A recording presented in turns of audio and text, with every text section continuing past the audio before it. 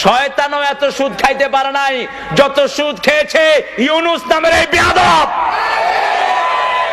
আমার আল্লাহ বললেন যারা সুদ খায় এরা মোমেন না। বাংলাদেশে সুদখোর আছে না নাই? চ্যাম্পিয়ন পুরস্কার আছে না নাই?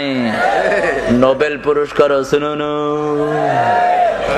শয়তানও এত সুদ খাইতে পারে নাই যত সুদ খেয়েছে ইউনুস নামের এই বেয়াদব।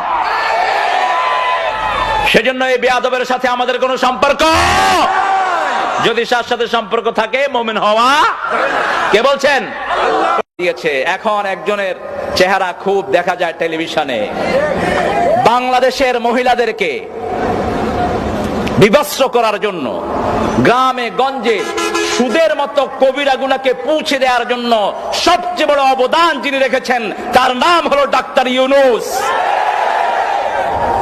সুদ এত বেশি কোনো ব্যাংকে নাই যত বেশি গ্রামীণ ব্যাংকে, এবং এই সুদ দিয়ে তিনি মানুষের বাড়িঘর ভেঙে নিয়েছেন। এটার অসংখ্য নজির আছে। যদি ইসলাম থাকতো হাজার হাজার জিনার দায়ে তাকে শাস্তি দেয়া হতো। আল্লাহ আমাদেরকে সঠিক সমঝ দান করুক, আমরা বলি আমিন। আমার নবী বলেছেন একটা কাজে সুদের খায় 42 বার মায়ের সাথে জিনার গুনাহ তার আমলনামায় ওঠে। এই অপকর্মের সাথে যে জাতিকে লিপ্ত করেছে তার জন্য আমাদের কোনো শ্রদ্ধা থাকতে।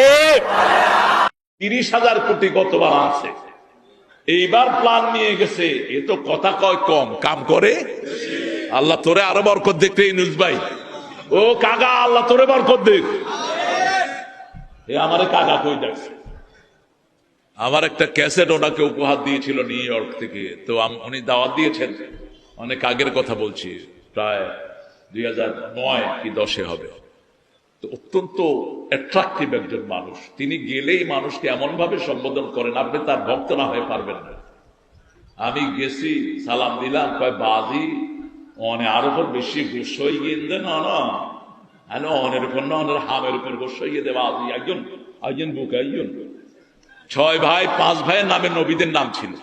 আজকে তো অনেকই হরেন, অনের নাম ইউনুস, অনেকই হরেন বাজি। কয় চেষ্টা হরিতে আলহামদুলিল্লাহ, আল্লাহ তাকে ইসলামের জন্য কবুল করুন। আরো জোরে বলি আমিন।